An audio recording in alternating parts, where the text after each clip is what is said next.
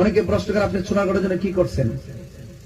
আমি যদি সরকারের পক্ষে দায়িত্ববাদ একটা গুরুত্বপূর্ণ জায়গায় না থাকি, রাষ্ট্রীয়ভাবে যদি আমি গুরুত্বপূর্ণ জায়গায় না থাকি, তাহলে আমার বাপের শক্তি আছে একটা রাস্তায় কাজ ধরতে? আর কথা বলে শক্তি আছে?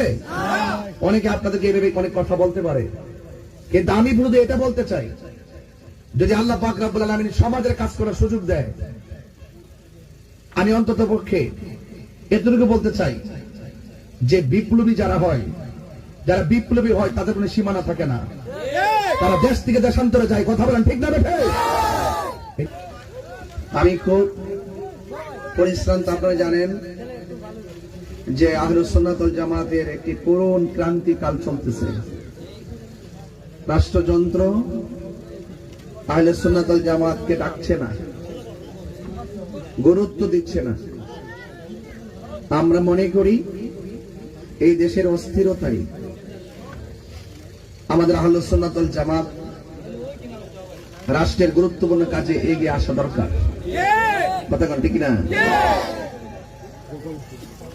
ইসলাম অর্থ কি মারামারি? আপনার অনেক টাকার মালিক, তাকে কি তুচ্ছ তাচ্ছিল্য করা যাবে? একটা লোকের চেহারা কালো, তাকে কি তুচ্ছ তাচ্ছিল্য করা যাবে? সাবধান। মানুষ মানুষের জন্য। এই জন্য আমরা দেখি কি আমাদের মাঝ থেকে মনুষ্যত্ববোধ হারিয়ে যাচ্ছে।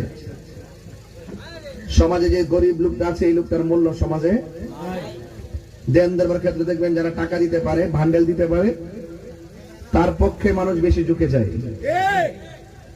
আমাদেরকে প্রমাণ করতে হবে যে তার টাকা পয়সা না থাকুক সেও মানুষ, তার টাকা পয়সা না থাকুক সেও মানুষ। কথা বলেন ঠিক কিনা? চা শ্রমিকরাও মানুষ। যে চা শ্রমিকরা নিজেরা এত অক্লান্ত পরিশ্রম করে,